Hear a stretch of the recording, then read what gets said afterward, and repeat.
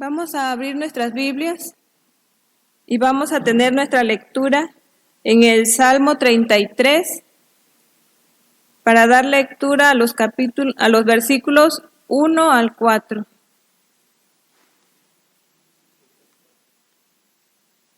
Salmo 33.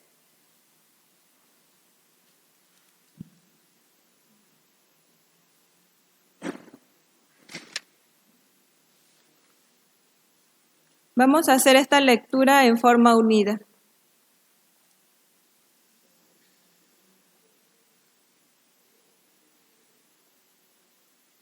Alegraos, oh justo, en Jehová, en los íntegros es hermosa la alabanza. Aclamad a Jehová con arpa, cantadle con salterio y decacordio, cantadle cántico nuevo, hacedlo bien, tañendo con júbilo. Porque recta es la palabra de Jehová, y toda su obra es hecha con fidelidad. Amén.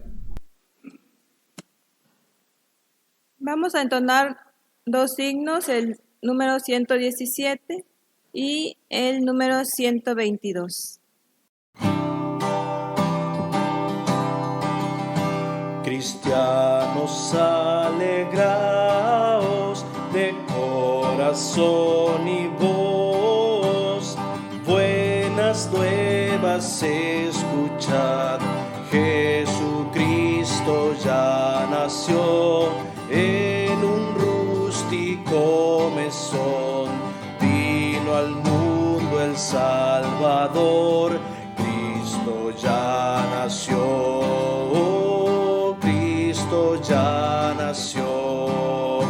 Cristianos, alegraos de corazón y voz, bendiciones sin igual.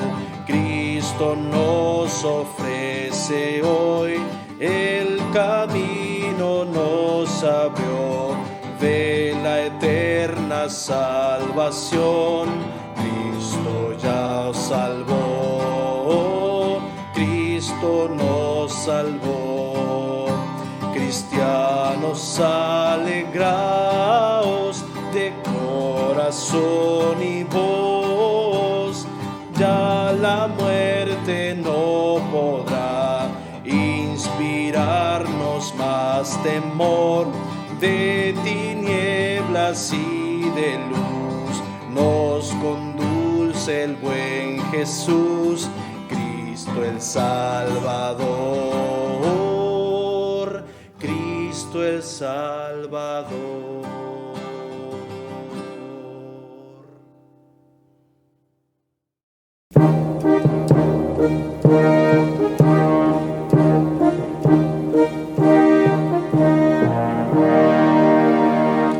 En los campos se ha escuchado la canción angelical, la montaña ha replicado el mensaje celestial. Gloria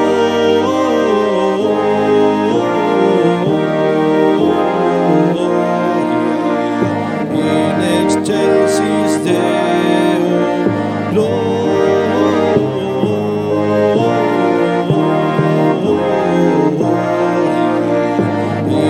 excelsis Deo,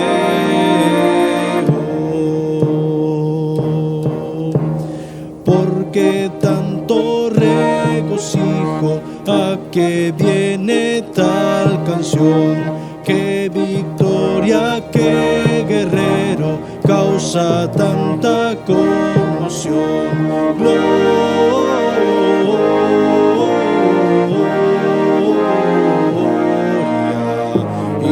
Excelsis Deo,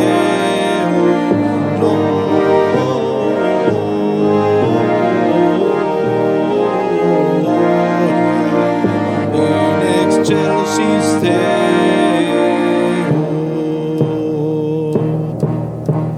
Es que anuncian con gran gozo que ha nacido el Salvador, y se extiende el alborozo por el mundo en derredor. Gloria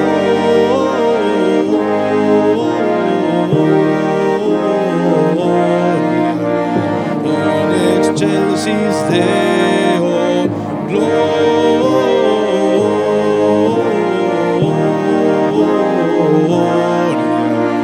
in excelsis Deo.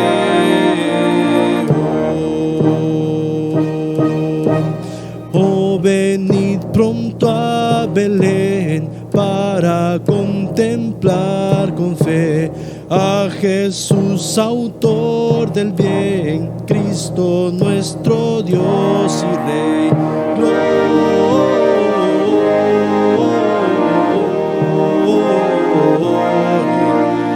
in excelsis Deo, gloria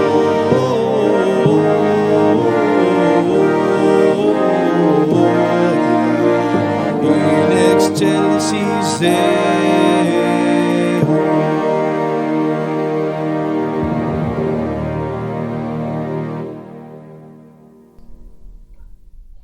Poco a poco el Señor nos va congregando y nos va formando como discípulos y seguidores suyos.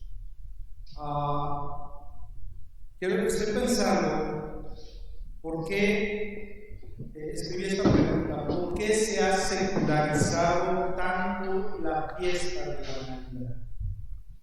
¿Por qué es más importante, por ejemplo, Santa Claus que Jesús? Los regalos, realmente el afecto, la oración, la lectura de la Biblia en las festividades de la vida.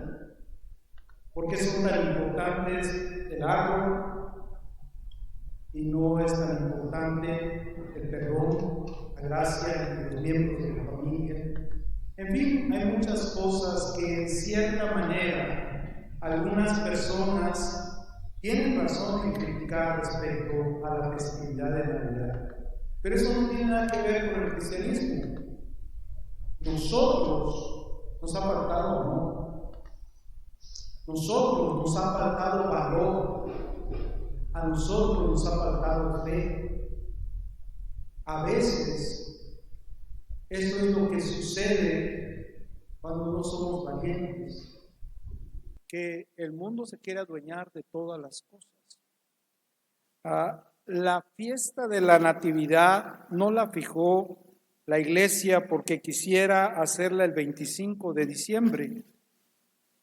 De hecho, no fue así. La iglesia, esta fecha se dio de una manera, por una teoría respecto a la creación del mundo. Se supone que Jesús fue concebido por ahí del 25 de marzo y luego cuente 9 meses y entonces cae en 25 de diciembre. Pero eso era solamente una teoría. No importa cuál es la fecha. Lo importante es recordar que el Hijo de Dios se encarnó y vino a este mundo para que nosotros no olvidemos la palabra de Dios, para que nosotros no vaguemos como ovejas sin pastor. Escribió Tim Keller, comprender la Navidad es comprender el cristianismo básico, el Evangelio. Y hay un libro muy hermoso de Timothy Keller acerca de la Navidad que yo recomiendo que cada uno de los que estudian la palabra de Dios se acerquen y lo lean y quitemos muchos de los prejuicios. El título del mensaje de este día es Jesús es el amor de Dios en acción y está basado en estos versículos de Lucas 2 del 1 al 7, pero también en Isaías 62 del 1 al 4. Vamos a estar viendo estas citas. Romanos, el apóstol Pablo en la carta a los Romanos en su capítulo 5 versículo 8 declara: Dios demuestra su amor por nosotros en esto: siendo aún pecadores, Cristo murió por nosotros. Siendo aún pecadores, Cristo murió por nosotros. Jesús es el amor de Dios en acción. Debemos de alabar a Dios porque Jesús vino al mundo a salvarnos, a rescatarnos. Y el primer punto que quiero que veamos es que Jesús nos trae el amor de Dios. Vamos al profeta Isaías en su capítulo 62, de los versículos 1 al 4, está escrito: por amor de Sión, el pueblo de Dios, dice Dios, no callaré. Y por amor de Jerusalén, la ciudad santa, la ciudad de paz, no descansaré, hasta que salga como resplandor su justicia y su salvación se encienda como una antorcha. Entonces verán las gentes tu justicia y todos los reyes verán tu gloria, y te será puesto un nombre nuevo que la boca de Jehová nombrará. Y serás, dice Dios de su pueblo, corona de gloria en la mano de Jehová y diadema de reino en la mano del Dios tuyo. Versículo 4. Nunca más te llamarán desamparada, ni tu tierra se dirá más desolada, sino que será llamada Hephzibah, esto es deleite, y tu tierra Beula, esto es desposada, porque el amor de Jehová estará en ti y tu tierra será desposada. Jesús nos trae el amor, el cumplimiento de esta profecía. En el libro de Isaías encontramos innumerables pasajes que nos hablan de la venida del Mesías. Se le llama el siervo de Jehová, se le llama también la vara de José, se le llama también el tronco de Isaí, y también se le llama Emmanuel, que traducido es Dios con nosotros. A lo largo de todo el libro de Isaías hay una orientación mesiánica, tanto a la venida de Jesús en su primer momento, como la venida de Jesús en su segundo momento, que es la expectativa de la iglesia en estos tiempos. En los versículos 1 y 2 dice que por amor de su pueblo Dios no callará. Dios busca el bien de su pueblo. Dios busca trabajar con su pueblo y la única razón por la cual Él busca el bien de su pueblo es porque lo ama. En Juan 3:16 dice, porque de tal manera amó Dios al mundo que dio a su Hijo unigénito para que todo aquel que cree en Él no se pierda, mas tenga vida eterna. Es decir, la motivación intrínseca en Dios para salvarnos es su propio amor, porque Dios es amor. Jesús vino a colocarnos en un lugar muy especial bajo el cuidado de nuestro papá. Por eso Jesús insiste, llamen a Dios Abba nuestro, Abba Padre, porque ahora Él es su papá. Los judíos no podían nombrar a Dios como Abba, como papito, como papá. Los judíos no hablaban así con Dios. Es Jesús quien nos enseñó esa confianza con Dios, que no es falta de respeto, es amor, es ternura, es dedicación. Es como un hijo exalta a un padre. Así es que Jesús ocupó nuestro lugar tanto en el pesebre como en la cruz del Calvario. En el pesebre para identificarse con nosotros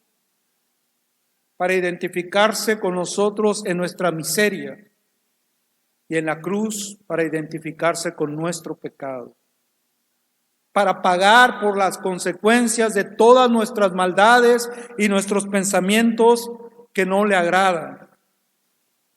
Jesús ocupó nuestro lugar para que nosotros pudiéramos ocupar el lugar que Él tenía en el cielo. Jesús descendió para que nosotros pudiéramos subir con Él. Y es importante estar seguros de volver siempre a casa. Es importante que a los niños se les enseña desde pequeños cuál es su dirección, cuál es su teléfono y cómo volver a casa en caso de que se pierdan. Lo que Dios dice es: yo no los he perdido. Ustedes se perdieron, pero por amor a mi pueblo voy a rescatarlos. Y lo siguiente que dice es en el versículo 3: y serás corona de gloria en la mano de Jehová y diadema de reino en las manos del Dios tuyo. Dios toma nuestra tragedia y nuestra soledad. Nunca más te llamarán desamparada, ni de tu tierra se dirá más desolada. ¿Cuántas ciudades de nuestro país se han visto desoladas a causa de la pandemia? ¿Cuántos pueblos y ciudades se han visto desolados a causa de las inundaciones, de los terremotos, de los tsunamis, de las guerras? Dice: yo sé lo que hay en tu vida y te amo. Y nunca más estarás desamparado si confías en mí. Jesús nos trae el amor de Dios, porque Jesús mismo es la expresión del amor de Dios para nosotros. Él está trayendo libertad a los cautivos.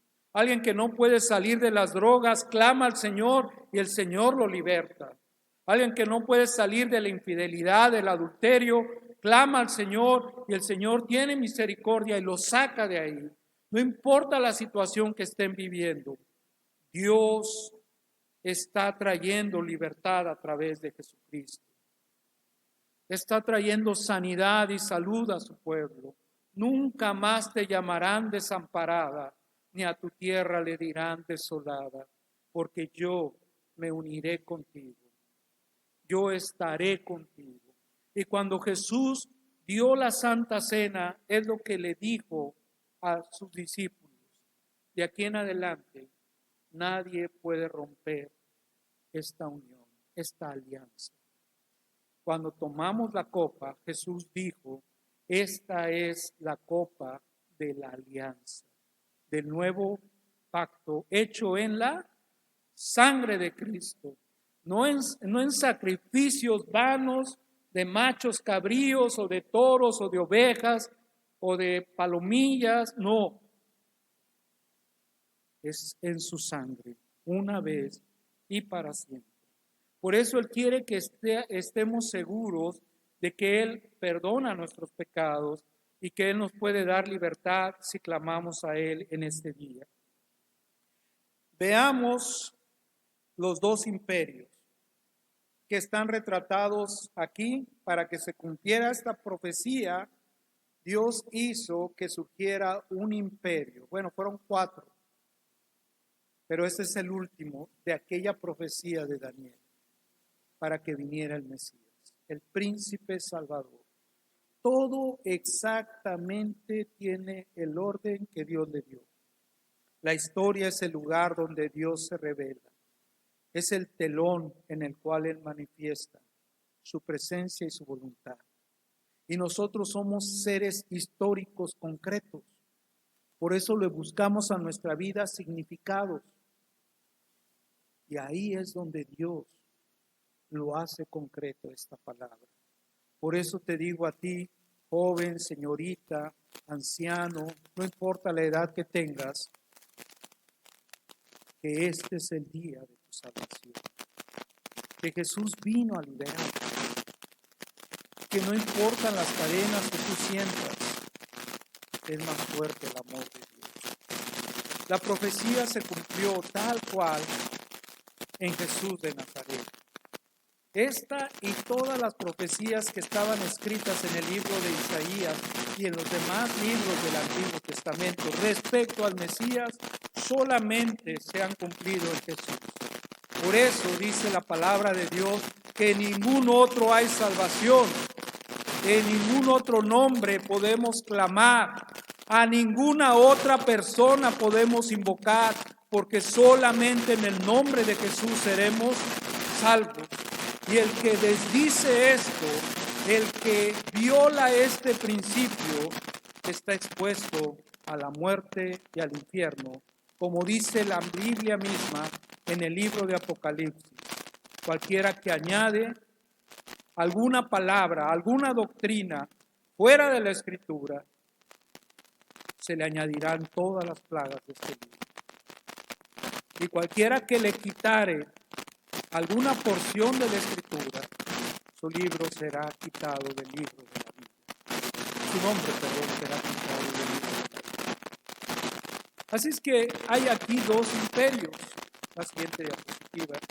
El imperio romano, los versículos 1 al 3 de Lucas 2, nos ponen en este contexto del imperio romano y en contraste vemos el reino de Dios. Miren qué interesante es Lucas para hacer este planteamiento.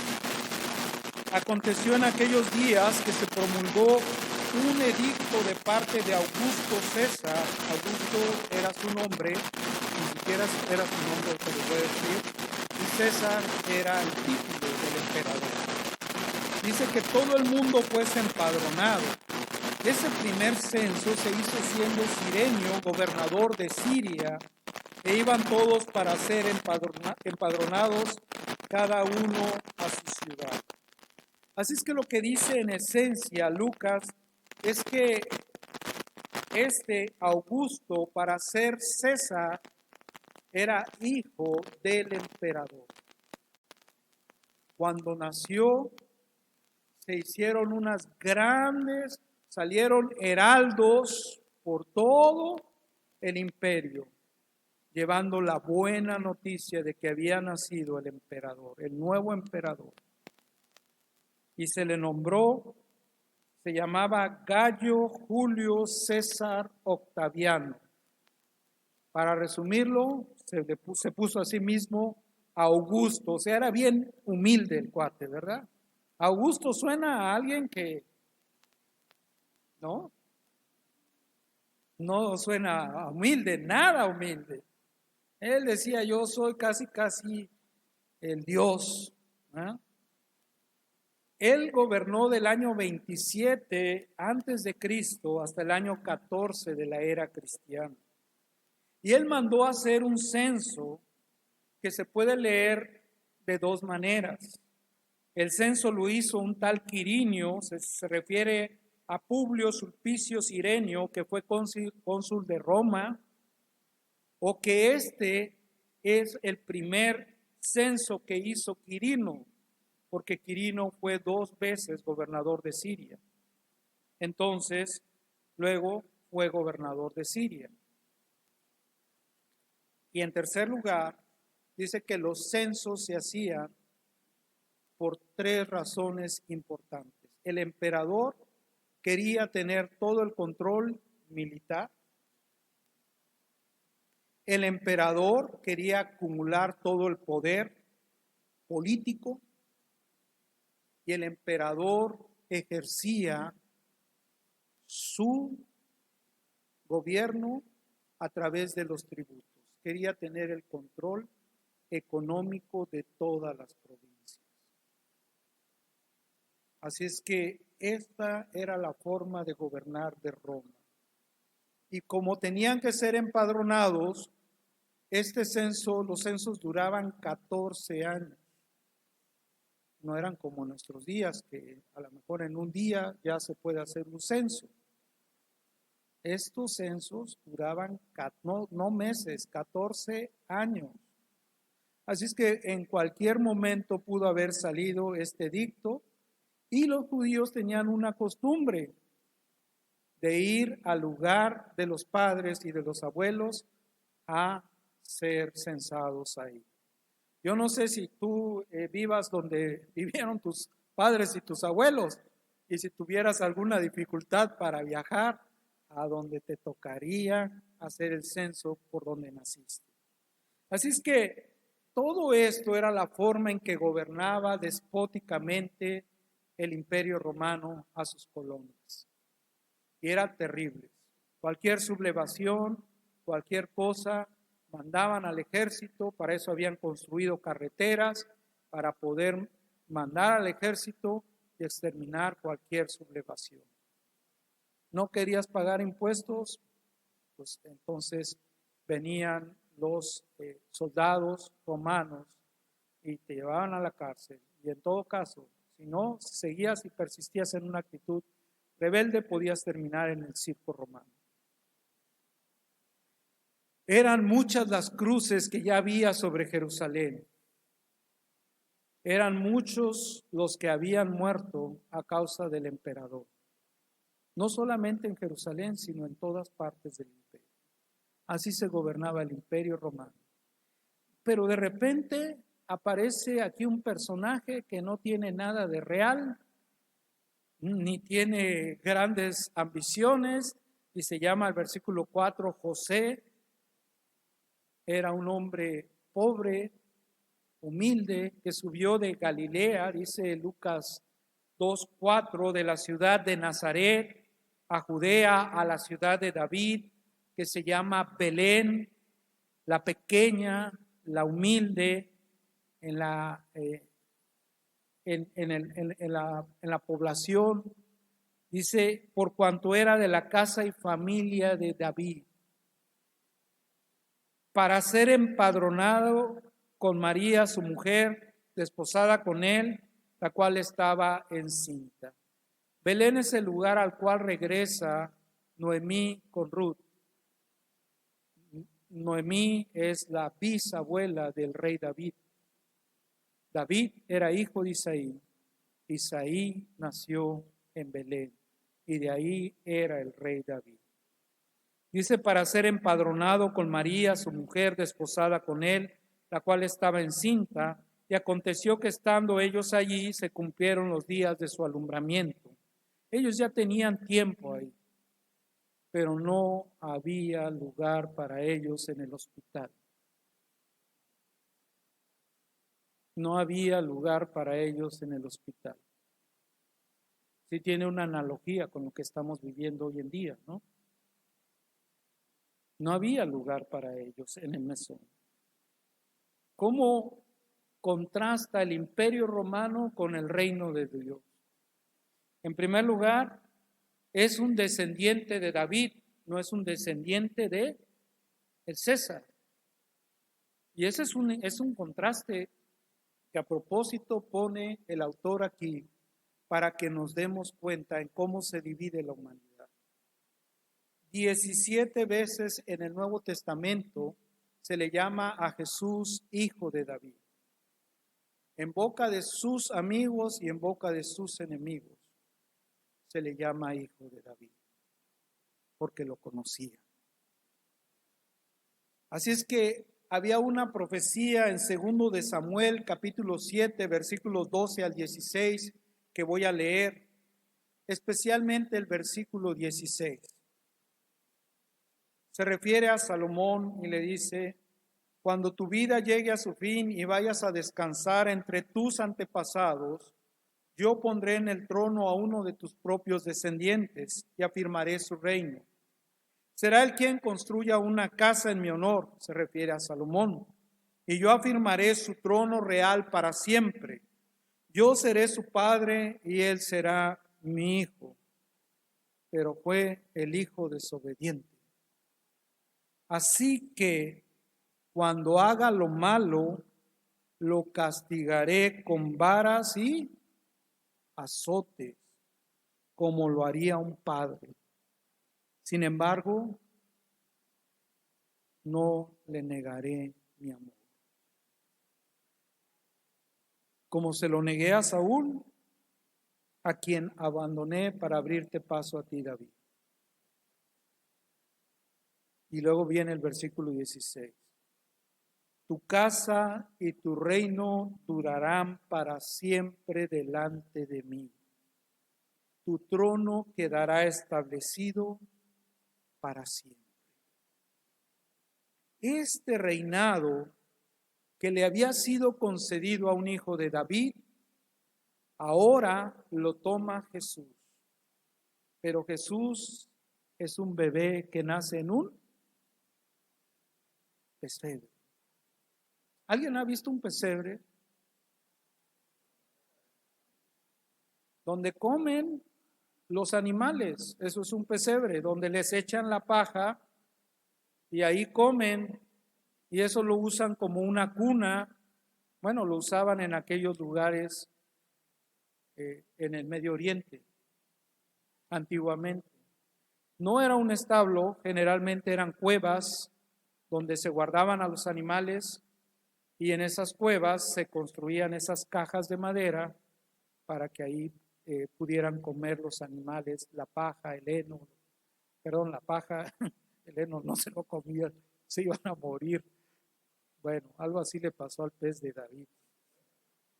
Entonces, ahí estaban los animales, y ahí en ese lugar que era bien salubre, que olía bien bonito, ahí pusieron al niño Jesús. Jesús era el Mesías prometido, era de la simiente de David, y era el primogénito, dice, de María y de José. Es decir, Jesús, como dice Calvino, es llamado primogénito con el solo propósito de informarnos que nació de una mujer virgen. Y el Evangelio nos ofrece una señal. Y esa señal es que lo recostó en un pesebre.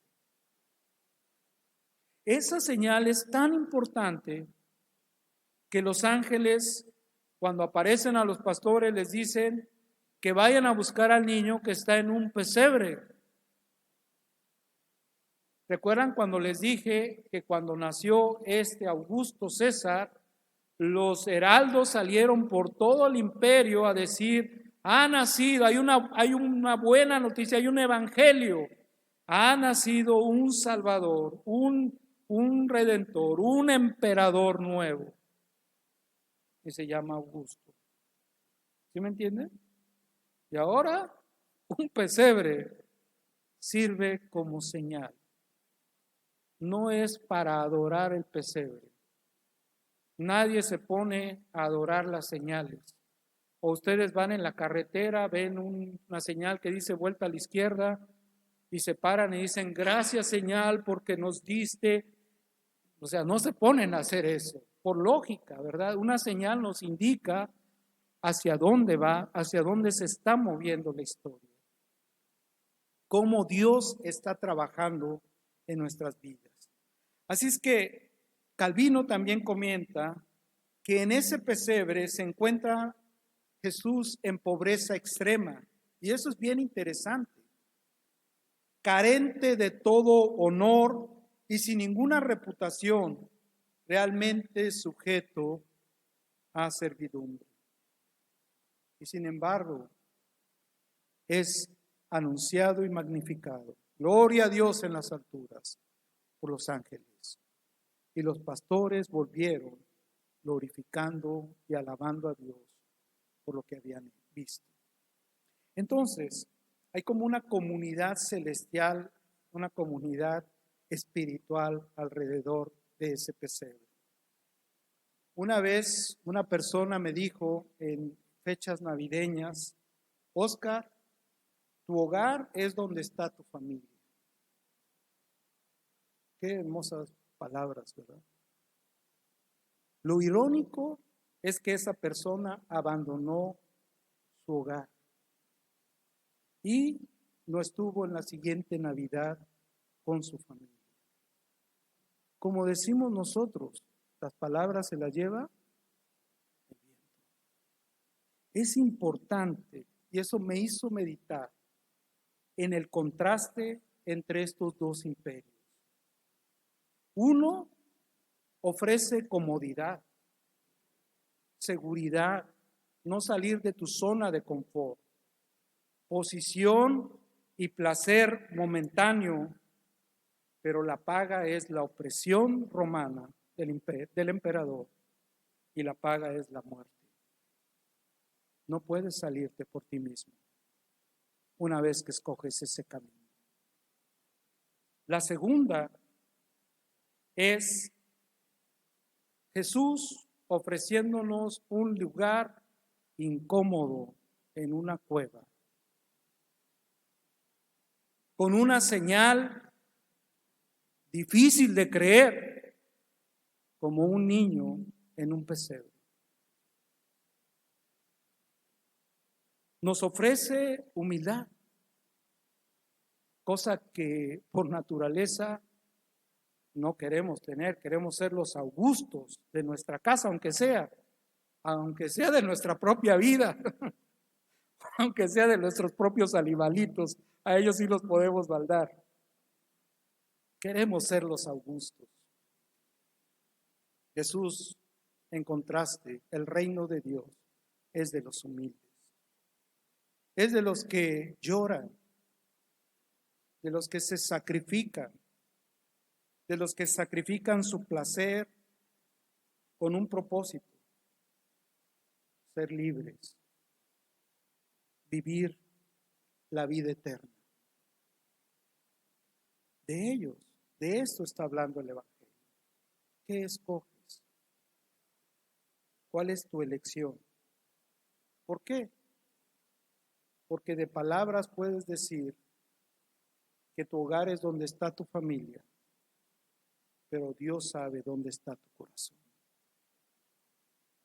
Nuestra naturaleza equivocada nos ha hecho abandonar el hogar celestial, y de eso habla todo el Evangelio. De hecho, las 3 parábolas más importantes del Evangelio de Lucas hablan de algo que se perdió: una moneda perdida, una oveja perdida y 2 hijos. 2 hijos, iba a decir un hijo, pero no, son 2 hijos que se perdieron. Y es la historia de Jesús, de Dios, haciendo algo para rescatarnos de nuestra propia esclavitud a la que nos hemos sometido por voluntad. Por eso Dios envió a su Hijo para reconciliarnos. Y en 1 Timoteo 2, del 5 al 6 dice: hay un solo Dios y solamente hay un mediador entre Dios y los hombres. Su nombre es Jesucristo y Él es hombre, es humano, encarnó. Pues es tan importante la festividad de la Navidad. Quien dio su vida como rescate por todos, y este testimonio Dios lo ha dado a su debido tiempo, en tiempo y forma. Por último, la siguiente diapositiva. Surgen 2 preguntas. ¿Dónde será el lugar más probable donde llegarás tú al final de tus días?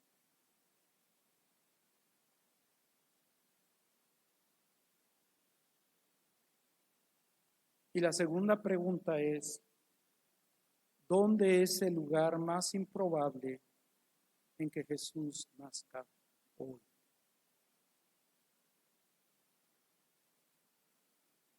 Y con esto podemos meditar en el Evangelio de Lucas. Jesús vino a traer paz y reconciliación con Dios, la sanidad de nuestros malos pensamientos, de nuestros deseos pecaminosos y la cancelación de nuestra deuda con Dios. Y por eso lo mataron. Nosotros merecíamos el castigo de Dios, la ira venidera de Dios. Nuestro lugar, si somos honestos, no es en el cielo. Merecíamos y merecemos el infierno. Pero con la sangre de Cristo derramada en la cruz del Calvario, Dios nos salvó. Y quiero que escuches hoy, tú que estás aquí presente y los que están escuchando a través de las redes, lo que dice Isaías 53:5, porque hoy tienes que tomar una decisión. Dice Isaías 53:5 que Él fue traspasado por nuestras rebeliones, y molido por nuestras iniquidades. Y todo esto se cumplió en Jesús. Sobre él recayó el castigo, el precio de nuestra paz, y gracias a sus heridas fuimos nosotros sanados.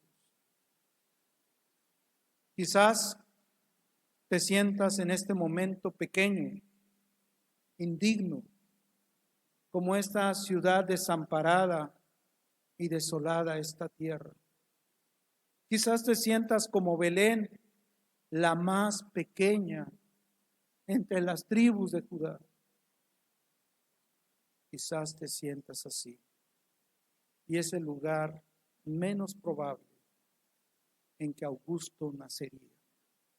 Pero ¿sabes qué? Sí, es el lugar que el Espíritu Santo te está convenciendo que Jesús nazca hoy. Es decir, que abras tu corazón al reino de Dios y deseches el imperio de las tinieblas. Y en ese lugar estará Jesús hoy y siempre. Ve a casa y búscalo por medio de una oración sincera a Él. Vamos a orar. Dios, gracias por esta palabra que nos has dado en estos pasajes de Isaías y de Lucas, Señor, del Evangelio de Lucas. Hemos reflexionado en ellos y ahora tu Espíritu Santo está en este lugar hablándonos. Está en este momento invitándonos a abandonar ese imperio que nos ata, que nos hace tomar decisiones equivocadas y volvernos al hogar celestial. Y yo sé que todos los que hoy en su casa oren y pidan misericordia, encontrarán tu amor, porque eso dice tu palabra, y tú no le fallas a nadie. Por eso, Padre Celestial, te ruego que los que han sido llamados y escogidos para el reino tuyo y para disfrutar la vida eterna, hoy puedan experimentar ese nacimiento y la presencia de tu Espíritu Santo, la llenura de su corazón. Y Padre, ser felices en medio de cualquier circunstancia, porque tú nos aseguras que estás con nosotros, porque enviaste a Jesús, nuestro Señor. Gracias, gracias Jesús, por derramar tu sangre en esa cruz. Perdonarme, Señor, igual que a mis hermanos y a mis hermanas. Gracias porque yo no merecía que nacieras tú en mi vida. Yo no te busqué. Lo extraordinario es que tú nos buscaste. Y así como sucedieron las cosas, nos estás revelando que tienes un plan especial para cada uno de nosotros. Bendice pues a todos los que hoy creen en ti. Y Padre, desechan las otras cosas que el imperio ofrece por seguirte a ti. En el nombre de Jesús. Amén. Tenemos los avisos. La Sociedad Femenil se reúne los lunes a las 17 horas a través de WhatsApp. Reunión de varones el martes a las 7 p.m., a las 7 de la noche a través de Zoom. Clases de Biblia martes a las 8 p.m., igual a través del Zoom.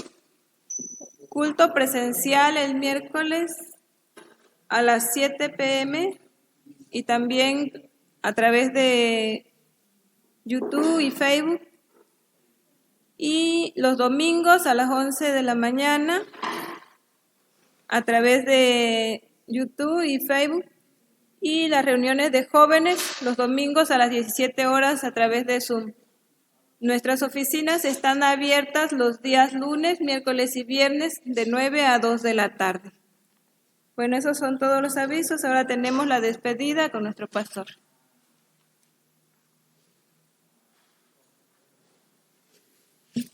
Es poderosa la palabra de Dios. Cuando la entendemos, entonces podemos compartirla con los demás.